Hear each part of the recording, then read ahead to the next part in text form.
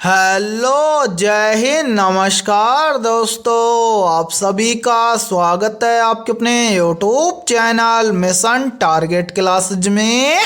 आज के इस क्लास में हम आरआरबी ग्रुप डी एग्जाम 2025 के लिए तीसरा प्रैक्टिस सेट लेकर आए हैं।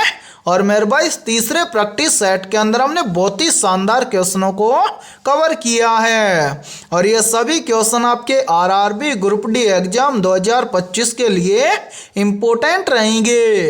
इसलिए इस तीसरे प्रैक्टिस सेट को आपको कंप्लीट देखना है और इस प्रैक्टिस सेट के एंड में आपको बताना है कि आपके टोटल कितने क्वेश्चन सही होते हैं। और यदि आप हमारे इस यूट्यूब चैनल से पहली बार जुड़े हैं तो इस यूट्यूब चैनल को कर लीजिए सब्सक्राइब और बेल आइकन को प्रेस करना, ताकि ऐसी शानदार क्लास का नोटिफिकेशन आपको सबसे पहले देखने को मिले। तो चलिए शुरू करते हैं आज के इस तीसरे प्रैक्टिस सेट को बिना देरी के। पहला प्रश्न है आप सभी के सामने, यदि ए का अर्थ प्लस है, बी का अर्थ गुणा है, सी का अर्थ भाग है और डी का अर्थ माइनस है तो नीचे दी गई समीकरण का मान ज्ञात करें। यानी कि ये पहला प्रश्न आप सभी के सामने गणितीय संक्रियाओं से संबंधित प्रश्न दिया गया है और आपसे पूछा गया है कि इस समीकरण को यदि हम प्रश्न के अकॉर्डिंग सोल्व करेंगे तो इस समीकरण का मान क्या आएगा। और मेरे भाई याद रखना, आपके रेलवे ग्रुप डी एग्जाम की प्रत्येक शिफ्ट के अंदर इस टाइप के लगभग 2 से 3 प्रश्न पूछे जाते हैं। तो इस टाइप के प्रश्न को आप एग्जाम में देखते हैं, फटाफट से कैसे सोल्व करेंगे तो वो देखिए। मेरे भाई यहाँ पर देखिए, प्रश्न में आपको स्पष्ट बोला गया है कि ए का अर्थ है प्लस, तो इस समीकरण के अंदर हम क्या करेंगे, ए के स्थान पर कर देंगे प्लस। फिर देखिए आगे बोल रहा है कि बी का अर्थ है गुणा, तो बी के स्थान पर हम क्या कर देंगे, गुणा कर देंगे। फिर देखिए आगे बोल रहा है कि सी का अर्थ है भाग, तो सी के स्थान पर हम क्या कर देंगे, भाग कर देंगे। और आगे देखिए लास्ट में बोल रहा है कि डी का अर्थ है माइनस, तो डी के स्थान पर हम क्या कर देंगे, माइनस कर देंगे। अब मेरे भाई यहाँ पर हम बनाएंगे नया समीकरण, ध्यान से देखिए। यहाँ पर देखिए सबसे पहले है 100, तो यहाँ पर हम लिख देंगे मेरे भाई 100। फिर क्या है सी का अर्थ है भाग, फिर कितना है 10, तो यहाँ पर हम लिख देंगे 10। उसके बाद में क्या है ए का अर्थ है प्लस, फिर है 16 के बाद में है बी का अर्थ है गुणा, फिर कितना है 4, यहाँ पर लिखेंगे 4।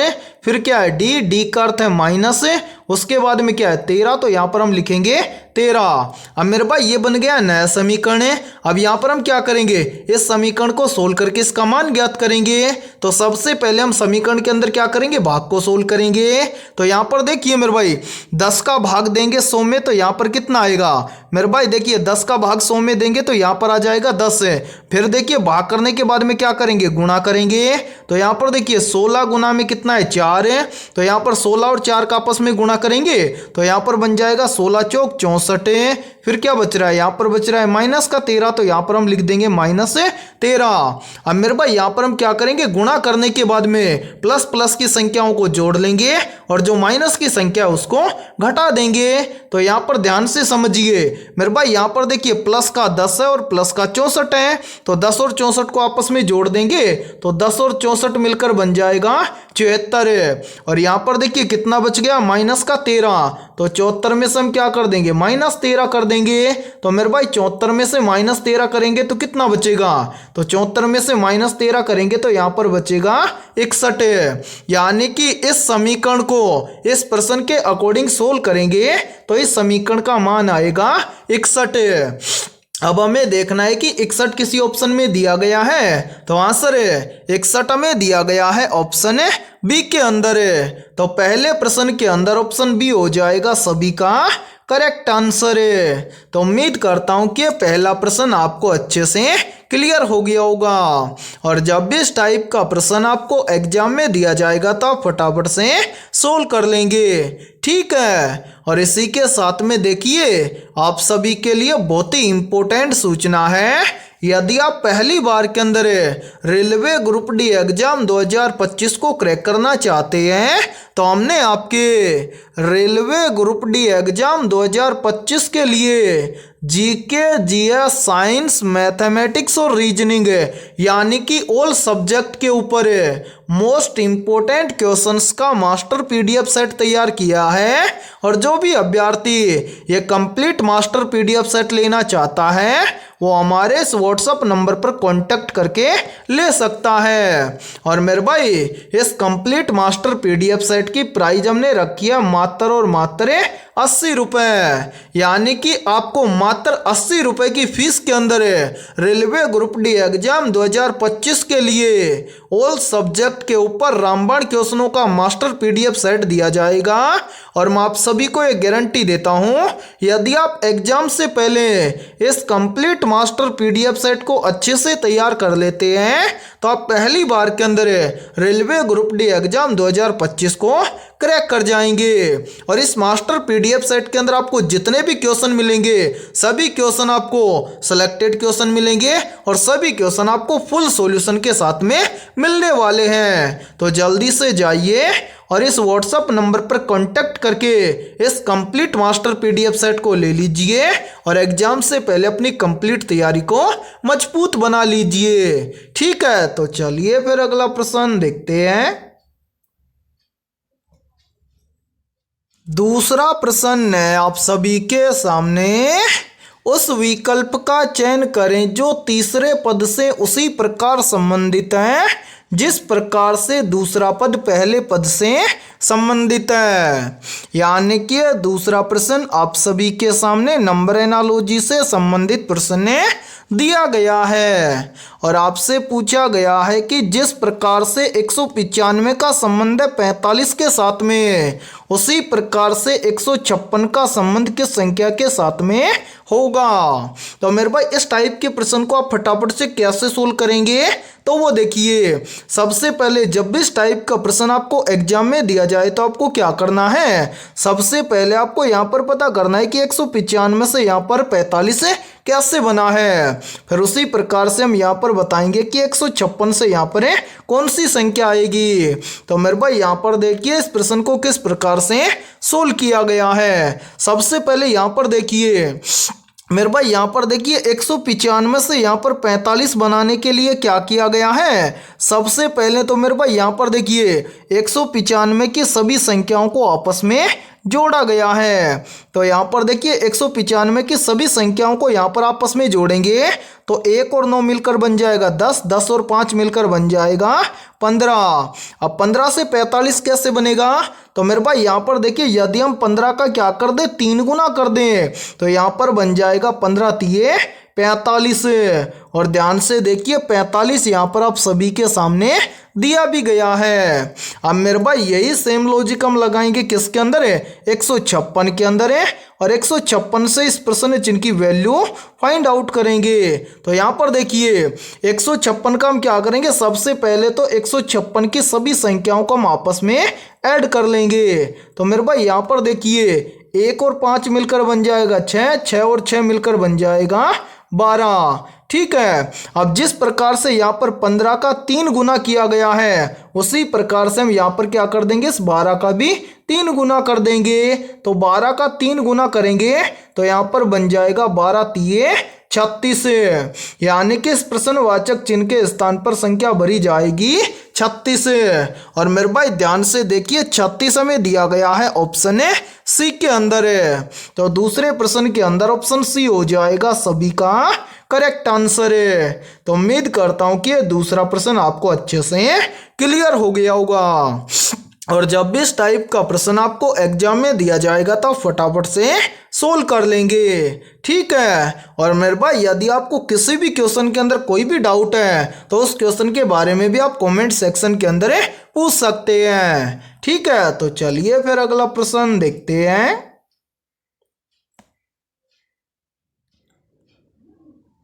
तीसरा प्रश्न है आप सभी के सामने, नीचे दी गई श्रृंखला श्रेणी में प्रश्नवाचक चिन्ह के स्थान पर कौन सी संख्या आएगी। यानी कि ये तीसरा प्रश्न आप सभी के सामने सीरीज से संबंधित प्रश्न दिया गया है और आपसे पूछा गया है कि इस सीरीज में इस प्रश्नवाचक चिन्ह के स्थान पर कौन सी संख्या आएगी। तो इस टाइप के प्रश्न को आप एग्जाम में देखते हैं, फटाफट से कैसे सोल्व करेंगे तो वो देखिए आपको जब भी एग्जाम के अंदर सीरीज से संबंधित प्रश्न दिया जाए तो आपको क्या करना है, सबसे पहले आपको ये देखना है कि सीरीज में आपको क्या क्या दिया गया है। तो यहाँ पर ध्यान से देखिए, सीरीज में सबसे पहले दिया गया है 46, 46 के बाद में दिया गया है 55, 55 के बाद में दिया गया है 78, 78 के बाद में दिया गया है 87, 87 के बाद में दिया गया है 110, 110 के बाद में दिया गया है 119 और 119 के बाद में आप सभी से पूछा गया है कि इस प्रश्नवाचक चिन्ह के स्थान पर कौन सी संख्या आएगी। तो मेरे भाई यहाँ पर ध्यान से देखिए इस सीरीज को किस प्रकार से सोल्व किया गया है। यहाँ पर देखिए सीरीज में दिया गया है सबसे पहले 46, 46 के बाद में दिया गया है 55, तो 46 से 55 कैसे बनेगा। तो मेरे भाई यहाँ पर ध्यान से देखिए, यदि हम 46 के अंदर क्या कर दें +9 कर दें तो 46 और 9 मिलकर बन जाएगा 55। फिर देखिए 55 के आगे दिया गया है 78, तो 55 से 78 कैसे बनेगा। तो ध्यान से देखिए, यदि हम 55 के अंदर क्या कर दें +23 कर दें तो 55 और 23 मिलकर बन जाएगा 78। फिर देखिए 78 से कितना बन रहा है 87, तो 78 से 87 कैसे बनेगा। तो यहाँ पर देखिए यदि हम 78 के अंदर क्या कर दें +9 कर दें तो 78 और 9 मिलकर बन जाएगा 87। फिर देखिए 87 से कितना बन रहा है 110, तो 87 से 110 कैसे बनेगा। तो मेरे भाई यहाँ पर देखिए यदि हम 87 के अंदर क्या कर दें +23 कर दें तो 87 और 23 मिलकर बन जाएगा 110। फिर देखिए 110 से कितना बन रहा है 119, तो 110 से 119 कैसे बनेगा। तो यहाँ पर देखिए यदि हम 110 के अंदर क्या कर दें +9 कर दें तो 110 और 9 मिलकर बन जाएगा 119। अब इसी प्रकार से आपसे पूछा गया है कि 119 से इस प्रश्नवाचक चिन्ह के स्थान पर कौन सी संख्या आएगी। तो मेरे भाई इस प्रश्न चिन्ह के स्थान पर कौन सी संख्या आएगी उससे पहले या फिर प्रश्न चिन्ह की वैल्यू ज्ञात करने से पहले नीचे जितनी भी संख्याएं आई है इन सभी संख्याओं को ध्यान से देखिए और पता लगाइए कि यहाँ पर क्या हुआ है। तो मेरे भाई ध्यान से देखिए यहाँ पर क्या हुआ है, सबसे पहले हुआ है +9, उसके बाद में +23, फिर क्या हुआ +9, फिर क्या हुआ +23, उसके बाद में क्या हुआ +9। यानी कि यहाँ पर एक सीरीज चल रहा है +9 +23 +9 +23 +9। अब +9 के बाद में यहाँ पर क्या हो जाएगा +23। यानी कि इस प्रश्न चिन्ह के स्थान पर कौन सी संख्या आएगी, कैसे ज्ञात करेंगे। यदि हम 119 के अंदर क्या कर दें +23 कर दें तो इस प्रश्न चिन्ह की वैल्यू ज्ञात हो जाएगी। तो मेरे भाई यहाँ पर देखिए 119 और 23 मिलकर बन जाएगा 142।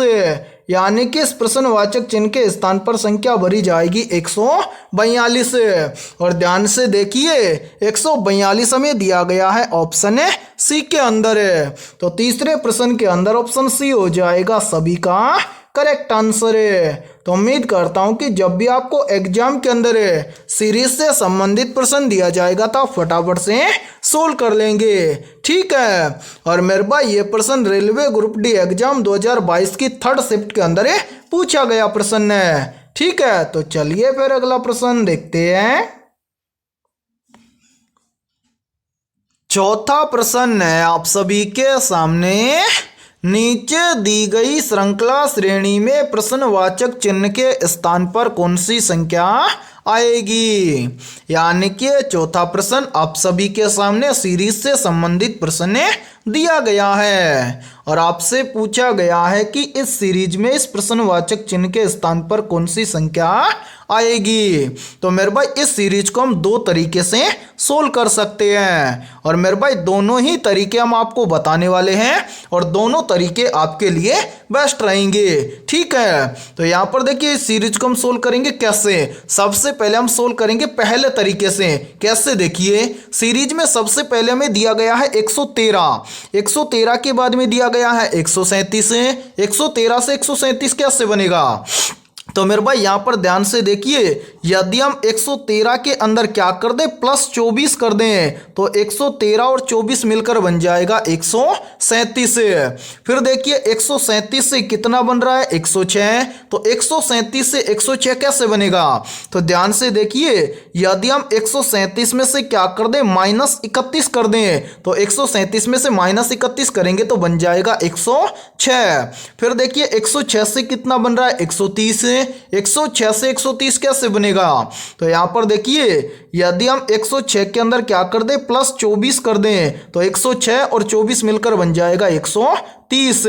फिर देखिए 130 से बन रहा है 99, तो 130 से 99 कैसे बनेगा? तो मेरे भाई यहाँ पर भी देखिए, यदि हम 130 में से क्या कर दें माइनस 31 कर दें तो यहाँ पर बन जाएगा 99।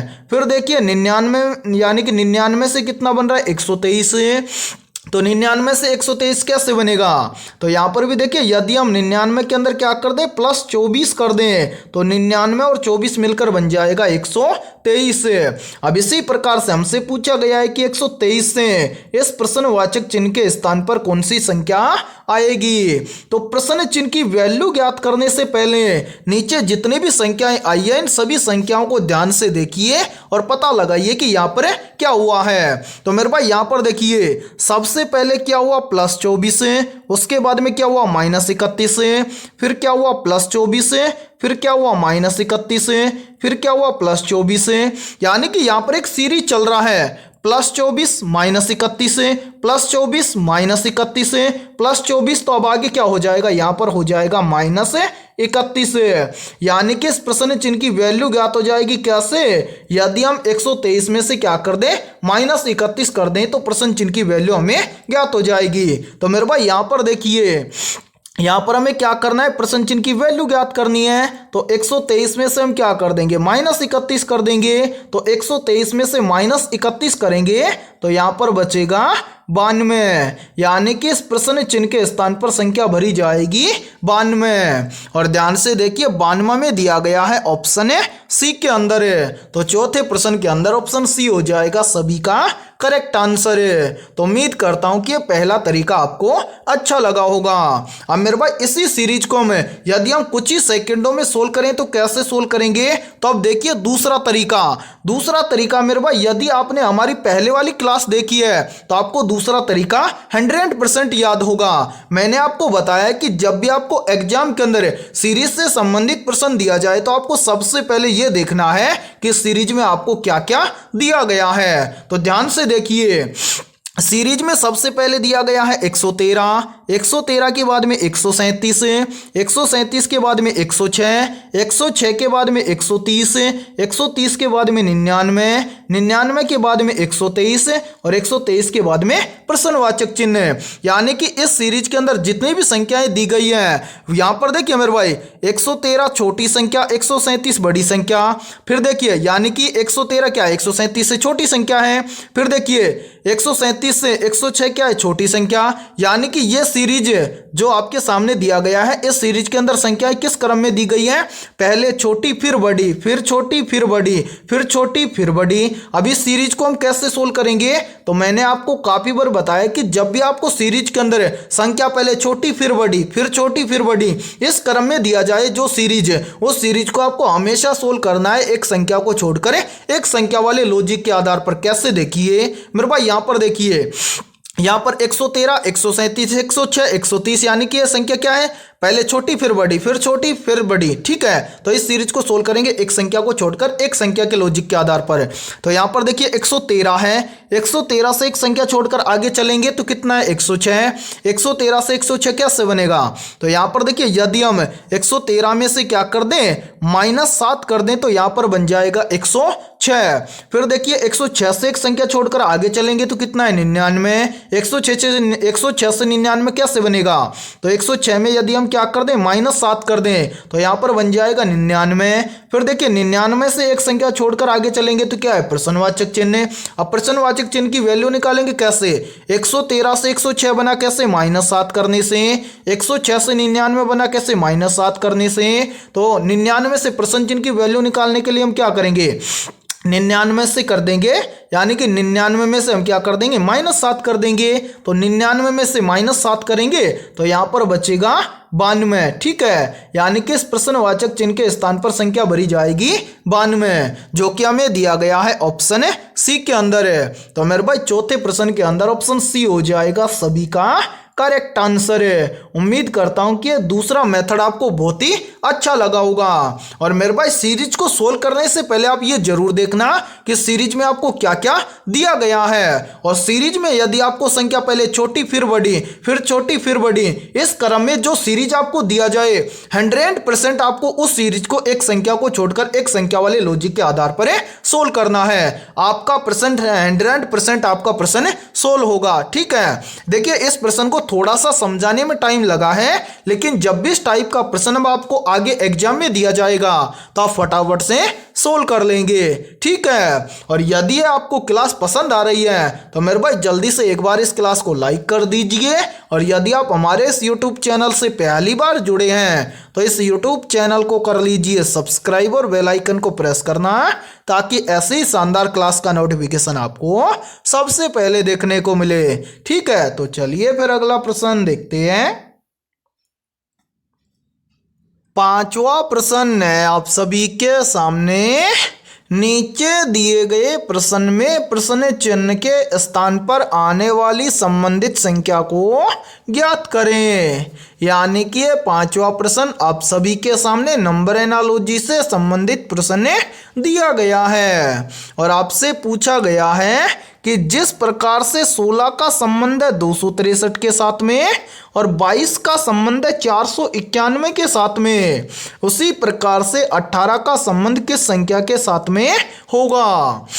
तो मेरे भाई इस टाइप के प्रश्न को आप फटाफट से कैसे सोल्व करेंगे तो वो देखिए। और मेरे भाई ये प्रश्न आरआरबी ग्रुप डी एग्जाम 2022 की 3rd शिफ्ट के अंदर पूछा गया प्रश्न है। इस प्रश्न को कैसे सोल्व करेंगे देखिए। सबसे पहले हमें क्या करना है, यहाँ पर पता करना है कि 16 का संबंध 263 के साथ में कैसे है, या फिर 16 से यहाँ पर 263 कैसे बना है। तो मेरे भाई 16 से यहाँ पर 263 बनाने के लिए क्या किया गया है, सबसे पहले तो इस 16 का किया गया है स्क्वायर। 16 का स्क्वायर कितना होता है, तो मेरे भाई आप सभी को पता है कि 16 का स्क्वायर होता है 256। अब 256 से 263 कैसे बनेगा, तो ध्यान से देखिए। यदि हम 256 के अंदर क्या कर दें, +7 कर दें, तो 256 और 7 मिलकर बन जाएगा 263। और मेरे भाई ध्यान से देखिए 263 यहाँ पर आप सभी के सामने दिया भी गया है। अब इसी प्रकार से हम क्या करेंगे,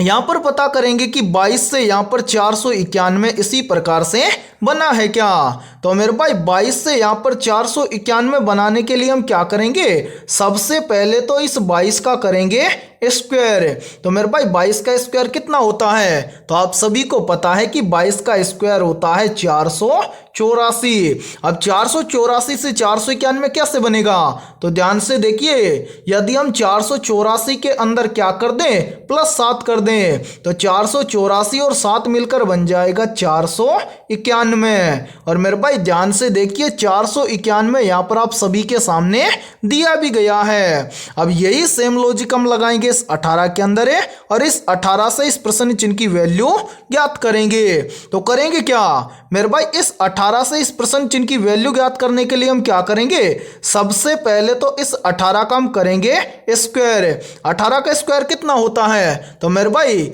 18 का स्क्वायर होता है 324। और मेरे भाई यहाँ पर देखिए सभी के अंदर +7 किया गया है, तो 324 के अंदर भी हम क्या कर देंगे, +7 कर देंगे। तो 324 और 7 मिलकर बन जाएगा 331। यानी कि इस प्रश्नवाचक चिन्ह के स्थान पर संख्या भरी जाएगी 331। अब हमें देखना है कि 331 किसी ऑप्शन में दिया गया है, तो आंसर 331 में दिया गया है ऑप्शन सी के अंदर। तो पांचवें प्रश्न के अंदर ऑप्शन सी हो जाएगा सभी का करेक्ट आंसर है। तो उम्मीद करता हूं कि ये पांचवा प्रश्न भी आपको अच्छे से क्लियर हो गया होगा। और जब भी इस टाइप का प्रश्न आपको एग्जाम में दिया जाएगा तो फटाफट से सोल्व कर लेंगे। ठीक है, और मेरे भाई यदि आप पहली बार के अंदर रेलवे ग्रुप डी एग्जाम को क्रैक करना चाहते हैं तो हमने आपके रेलवे ग्रुप डी एग्जाम के लिए बहुत ही शानदार और सिलेक्टेड क्वेश्चनों का मास्टर पीडीएफ सेट तैयार किया है। और जो भी अभ्यर्थी कंप्लीट मास्टर पीडीएफ सेट लेना चाहता है वो पीछे दिए गए व्हाट्सएप नंबर पर कॉन्टैक्ट करके ले सकता है। ठीक है, तो चलिए फिर अगला प्रश्न देखते हैं। छठा प्रश्न है आप सभी के सामने, रक्त किस प्रकार के ऊतक का एक उदाहरण है? मेरे भाई वेरी वेरी इंपॉर्टेंट प्रश्न है ये, तो जल्दी से बताइए इन चारों में से करेक्ट आंसर क्या होगा। तो यहाँ पर देखिए इन चारों में से करेक्ट आंसर हो जाएगा सभी का ऑप्शन है बी, यानी कि रक्त एक प्रकार के तरल संयोजी ऊतक का उदाहरण है। तो छठे प्रश्न के अंदर करेक्ट आंसर हो जाएगा सभी का ऑप्शन है बी। तो चलिए फिर अगला प्रश्न देखते हैं। सातवां प्रश्न है आप सभी के सामने, निम्नलिखित में से प्रकाश वर्ष किसकी इकाई है? ऑप्शन ए ऊष्मा की, ऑप्शन बी है दूरी की, ऑप्शन सी है द्रव्यमान की और ऑप्शन डी है ऊर्जा की। तो यहाँ पर देखिए इन चारों में से करेक्ट आंसर हो जाएगा सभी का ऑप्शन है बी, यानी कि प्रकाश वर्ष दूरी की इकाई है। तो सातवें प्रश्न के अंदर करेक्ट आंसर हो जाएगा सभी का ऑप्शन है बी। तो चलिए फिर अगला प्रश्न देखते हैं। आठवां प्रश्न है आप सभी के सामने, दूध को दही में बदलने के लिए कौन सा जीव जिम्मेदार है? यहाँ पर देखिए इन चारों में से करेक्ट आंसर हो जाएगा सभी का ऑप्शन है बी, यानी कि जो लैक्टोबैसिलस जीव है ये दूध को दही में बदलने के लिए जिम्मेदार है। तो आठवें प्रश्न के अंदर करेक्ट आंसर हो जाएगा सभी का ऑप्शन है बी। और मेरे भाई इस क्लास के अंदर आपको एंड तक बने रहना है, क्योंकि इस क्लास के अंदर हमने उन्हीं क्वेश्चनों को कवर किया है जो क्वेश्चन आपके रेलवे ग्रुप डी एग्जाम 2025 के लिए इम्पोर्टेंट रहेंगे। ठीक है, तो चलिए फिर अगला प्रश्न देखते हैं। नौवां प्रश्न है आप सभी के सामने, खानवा के युद्ध में बाबर ने राणा सांगा को किस वर्ष हराया था? मेरे भाई वेरी वेरी इंपॉर्टेंट प्रश्न है ये, तो जल्दी से बताइए इन चारों में से करेक्ट आंसर क्या होगा। आप सभी से पूछा गया है कि खानवा के युद्ध में बाबर ने राणा सांगा को किस वर्ष में हराया था? तो यहाँ पर देखिए इन चारों में से करेक्ट आंसर हो जाएगा सभी का ऑप्शन है बी, यानी कि वर्ष 1527 में जो खानवा का युद्ध हुआ था उस युद्ध में, या फिर हम बोल सकते हैं कि जो खानवा का युद्ध वर्ष 1527 में हुआ था, इस युद्ध के अंदर बाबर ने राणा सांगा को हराया था। तो नौवें प्रश्न के अंदर करेक्ट आंसर हो जाएगा सभी का ऑप्शन है बी। और मेरे भाई यदि आपको किसी भी क्वेश्चन के अंदर कोई भी डाउट हो तो आप उस क्वेश्चन के बारे में कमेंट सेक्शन के अंदर पूछ सकते हैं। ठीक है, तो चलिए फिर अगला प्रश्न देखते हैं। 10वां प्रश्न है आप सभी के सामने, हड़प्पा सभ्यता की खोज सर्वप्रथम किस वर्ष में हुई थी? ऑप्शन ए वर्ष 1926 में, ऑप्शन बी है वर्ष 1932 में, ऑप्शन सी है वर्ष 1921 में और ऑप्शन डी है वर्ष 1905 में। तो जल्दी से बताइए इन चारों में से करेक्ट आंसर क्या होगा। आप सभी से पूछा गया है कि हड़प्पा सभ्यता की खोज सर्वप्रथम किस वर्ष में हुई थी? तो यहाँ पर देखिए इन चारों में से करेक्ट आंसर हो जाएगा सभी का ऑप्शन है सी, यानी कि हड़प्पा सभ्यता की खोज सर्वप्रथम हुई थी वर्ष 1921 में। तो 10वें प्रश्न के अंदर करेक्ट आंसर हो जाएगा सभी का ऑप्शन है सी। और मेरे भाई यहाँ पर देखिए, यदि ये क्लास आपको पसंद आ रही है तो जल्दी से एक बार इस क्लास को लाइक कर दीजिए और यदि आप हमारे इस YouTube चैनल से पहली बार जुड़े हैं तो इस YouTube चैनल को कर लीजिए सब्सक्राइब और बेल आइकन को प्रेस करना, ताकि ऐसी शानदार क्लास का नोटिफिकेशन आपको सबसे पहले देखने को मिले। ठीक है, तो चलिए फिर अगला प्रश्न देखते हैं। 11वां प्रश्न है आप सभी के सामने। स्वामी विवेकानंद ने रामकृष्ण मिशन की स्थापना किस वर्ष में की थी? तो यहाँ पर देखिए इन चारों में से करेक्ट आंसर हो जाएगा सभी का ऑप्शन है सी, यानी कि स्वामी विवेकानंद ने रामकृष्ण मिशन की स्थापना की थी वर्ष 1897 में। तो 11वें प्रश्न के अंदर करेक्ट आंसर हो जाएगा सभी का ऑप्शन है सी। तो चलिए फिर अगला प्रश्न देखते हैं। 12वां प्रश्न है आप सभी के सामने। गुरुत्वाकर्षण का सिद्धांत किसने दिया था? ऑप्शन ए वैज्ञानिक न्यूटन ने, ऑप्शन बी है आर्यभट्ट ने, ऑप्शन सी है वैज्ञानिक केपलर ने और ऑप्शन डी है कोपरनिकस ने। तो यहाँ पर देखिए इन चारों में से करेक्ट आंसर हो जाएगा सभी का ऑप्शन है ए, यानी कि गुरुत्वाकर्षण का सिद्धांत दिया था वैज्ञानिक न्यूटन ने। तो 12वें प्रश्न के अंदर करेक्ट आंसर हो जाएगा सभी का ऑप्शन है ए। तो चलिए फिर अगला प्रश्न देखते हैं। 13वां प्रश्न है आप सभी के सामने। क्षारीय विलयन का पीएच मान कितना होता है? ऑप्शन ए 6.8 से अधिक है, ऑप्शन बी है 5 से कम है, ऑप्शन सी है 7 से कम है और ऑप्शन डी है 7 से अधिक है। तो यहाँ पर देखिए इन चारों में से करेक्ट आंसर हो जाएगा सभी का ऑप्शन है डी, यानी कि क्षारीय विलयन का पीएच मान होता है 7 से अधिक है। तो 13वें प्रश्न के अंदर करेक्ट आंसर हो जाएगा सभी का ऑप्शन है डी। और मेरे भाई ये प्रश्न आरआरबी ग्रुप डी एग्जाम 2018 के अंदर पूछा गया प्रश्न है। ठीक है, तो चलिए फिर अगला प्रश्न देखते हैं। 14वां प्रश्न है आप सभी के सामने। निम्नलिखित में से बल की एसआई इकाई क्या है? तो यहाँ पर देखिए इन चारों में से करेक्ट आंसर हो जाएगा सभी का ऑप्शन है सी, यानी कि बल की एसआई इकाई है न्यूटन है। तो 14वें प्रश्न के अंदर करेक्ट आंसर हो जाएगा सभी का ऑप्शन है सी। तो चलिए फिर अगला प्रश्न देखते हैं। 15वां प्रश्न है आप सभी के सामने। सिंधु घाटी सभ्यता का कौन सा स्थल सिंधु नदी के तट पर स्थित नहीं है? मेरे भाई वेरी वेरी इंपॉर्टेंट प्रश्न है ये, और इस प्रश्न पर आप स्टार जरूर लगा लेना, क्योंकि ये प्रश्न इस बार एग्जाम के अंदर पूछा जा सकता है। प्रश्न पूछा जा सकता है कि सिंधु घाटी सभ्यता का कौन सा स्थल सिंधु नदी के तट पर स्थित नहीं है? तो यहाँ पर देखिए इन चारों में से करेक्ट आंसर हो जाएगा सभी का ऑप्शन है सी, यानी कि सिंधु घाटी सभ्यता का रोपड़ स्थल सिंधु नदी के तट पर स्थित नहीं है। तो 15वें प्रश्न के अंदर करेक्ट आंसर हो जाएगा सभी का ऑप्शन है सी। तो चलिए फिर अगला प्रश्न देखते हैं। 16वां प्रश्न है आप सभी के सामने। निम्नलिखित में से एक बाइट किसके बराबर है? या फिर देखिए इसी प्रश्न को एग्जाम के अंदर घुमाकर ऐसे भी पूछ लिया जाता है। प्रश्न पूछा जाता है कि एक बाइट बराबर कितने बिट्स होते हैं?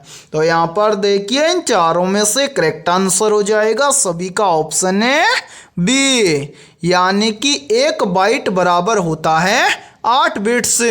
तो 16वें प्रश्न के अंदर करेक्ट आंसर हो जाएगा सभी का ऑप्शन है बी। और मेरे भाई ये प्रश्न बहुत ही इंपॉर्टेंट प्रश्न है, चाहे तो आप इस प्रश्न का स्क्रीनशॉट भी ले सकते हैं या फिर आप इस प्रश्न को अपनी नोटबुक के अंदर आप नोट भी कर सकते हैं। और मेरे भाई याद रखना, आपके रेलवे ग्रुप डी एग्जाम की प्रत्येक शिफ्ट के अंदर कंप्यूटर से लगभग 2 से 3 प्रश्न हर शिफ्ट के अंदर पूछे जाते हैं। तो इस टाइप के प्रश्न को आप अपनी नोटबुक के अंदर जरूर नोट करें। ठीक है, तो चलिए फिर अगला प्रश्न देखते हैं। 17वां प्रश्न है आप सभी के सामने, अभिसारी लेंस निम्नलिखित में से कौन सा है? ऑप्शन ए उत्तल लेंस, ऑप्शन बी है अवतल लेंस, ऑप्शन सी है समतल लेंस और ऑप्शन डी है इनमें से कोई नहीं। तो जल्दी से बताइए इन चारों में से करेक्ट आंसर क्या होगा। आप सभी से पूछा गया है कि अभिसारी लेंस निम्नलिखित में से कौन सा है। तो यहाँ पर देखिए इन चारों में से करेक्ट आंसर हो जाएगा सभी का ऑप्शन है ए, यानी कि जो उत्तल लेंस है ये क्या है? अभिसारी लेंस है। या फिर हम बोल सकते हैं कि जो अभिसारी लेंस है ये क्या है मेरे भाई? उत्तल लेंस है। ठीक है, तो 17वें प्रश्न के अंदर करेक्ट आंसर हो जाएगा सभी का ऑप्शन है ए। तो चलिए फिर अगला प्रश्न देखते हैं। 18वां प्रश्न है आप सभी के सामने, निम्नलिखित में से कौन सा एक संघ शासित प्रदेश नहीं है? Option A Arunachal Pradesh, option B है लक्षद्वीप, ऑप्शन सी है अंडमान निकोबार और ऑप्शन डी है पुडुचेरी। तो यहाँ पर देखिए इन चारों में से करेक्ट आंसर हो जाएगा सभी का ऑप्शन है ए, यानी कि इन सभी में से अरुणाचल प्रदेश एक संघ शासित प्रदेश नहीं है। बाकी मेरे भाई याद रखना, लक्षद्वीप, अंडमान निकोबार और पुडुचेरी ये तीनों के तीनों क्या हैं? संघ शासित प्रदेश हैं। ठीक है, तो 18वें प्रश्न के अंदर करेक्ट आंसर हो जाएगा सभी का ऑप्शन है ए। और मेरे भाई यहाँ पर देखिए आप सभी के लिए बहुत ही इंपॉर्टेंट सूचना है। यदि आप पहली बार के अंदर रेलवे ग्रुप डी एग्जाम 2025 को क्रैक करना चाहते हैं तो हमने आपके रेलवे ग्रुप डी एग्जाम 2025 के लिए ऑल सब्जेक्ट के ऊपर लगभग 25,000 प्लस रामबाण क्वेश्चनों का मास्टर पीडीएफ सेट तैयार किया है। और जो भी अभ्यर्थी ये कंप्लीट मास्टर पीडीएफ सेट लेना चाहता है वो हमारे इस व्हाट्सएप नंबर पर कांटेक्ट करके ले सकता है। व्हाट्सएप नंबर है 7374826893। ये हमारा व्हाट्सएप नंबर है। इस व्हाट्सएप नंबर पर आप कांटेक्ट करके इस कंप्लीट मास्टर पीडीएफ सेट को ले सकते हैं। और मेरे भाई इस कंप्लीट मास्टर पीडीएफ सेट की प्राइस हमने रखी है मात्र और मात्र 80 रुपये, यानी कि 80 रुपये की फीस के अंदर आपको रेलवे ग्रुप डी एग्जाम 2025 के लिए ऑल सब्जेक्ट के ऊपर फुल सॉल्यूशन के साथ में रामबाण क्वेश्चनों का मास्टर पीडीएफ सेट दिया जाएगा। और आप सभी को मैं गारंटी देता हूं, यदि आप एग्जाम से पहले इस कंप्लीट मास्टर पीडीएफ सेट को अच्छे से तैयार कर लेते हैं तो आप पहली बार के अंदर रेलवे ग्रुप डी एग्जाम 2025 को क्रैक कर जाएंगे। ठीक है, तो जो भी अभ्यर्थी कंप्लीट मास्टर पीडीएफ सेट लेना चाहता है वो फटाफट से इस व्हाट्सएप नंबर पर कांटेक्ट करके ले सकता है। और आपके पास जितना भी समय बचा हुआ है उस बचे हुए समय के अंदर एक बार इस कंप्लीट मास्टर पीडीएफ सेट को आप जरूर देख लेना। ठीक है, तो चलिए फिर अगला प्रश्न देखते हैं। 19वां प्रश्न है आप सभी के सामने, कंप्यूटर में जाने वाले डेटा को क्या कहते हैं? तो यहाँ पर देखिए इन चारों में से करेक्ट आंसर हो जाएगा सभी का ऑप्शन है सी, यानी कि कंप्यूटर में जाने वाले डेटा को कहा जाता है इनपुट। ठीक है, तो 19वें प्रश्न के अंदर करेक्ट आंसर हो जाएगा सभी का ऑप्शन है सी। तो चलिए फिर अगला प्रश्न देखते हैं। 20वां प्रश्न है आप सभी के सामने, निम्नलिखित में से भारत का सबसे गहरा बंदरगाह कौन सा है? मेरे भाई वेरी वेरी इंपॉर्टेंट प्रश्न है ये, तो जल्दी से बताइए इन चारों में से करेक्ट आंसर क्या होगा। आप सभी से पूछा गया है कि निम्नलिखित में से भारत का सबसे गहरा बंदरगाह कौन सा है, तो यहाँ पर देखिए इन चारों में से करेक्ट आंसर हो जाएगा सभी का ऑप्शन है सी। भारत का सबसे गहरा बंदरगाह है विशाखापट्टनम, या फिर हम बोल सकते हैं कि जो विशाखापट्टनम बंदरगाह है ये भारत का सबसे गहरा बंदरगाह है। तो 20वें प्रश्न के अंदर करेक्ट आंसर हो जाएगा सभी का ऑप्शन है सी। तो मेरे भाई आज के इस क्लास के अंदर इतना ही। यदि ये क्लास आपको पसंद आई है तो जल्दी से एक बार इस क्लास को लाइक कर दीजिए, और यदि आप हमारे इस YouTube चैनल से पहली बार जुड़े हैं तो इस YouTube चैनल को कर लीजिए सब्सक्राइब और बेल आइकन को प्रेस करना, ताकि ऐसी शानदार क्लास का नोटिफिकेशन आपको सबसे पहले देखने को मिले। और आज के इस क्लास के अंदर हमने 20 बहुत ही इंपॉर्टेंट क्वेश्चन करवाए हैं, तो जिन भी अभ्यर्थियों के इन 20 में से लगभग 18 प्लस क्वेश्चन सही हुए हैं तो समझना उनकी तैयारी बेहतर है। तो फिर मिलते हैं ऐसे ही बेहतरीन क्वेश्चनों के साथ सुबह 11 बजे, ठीक है।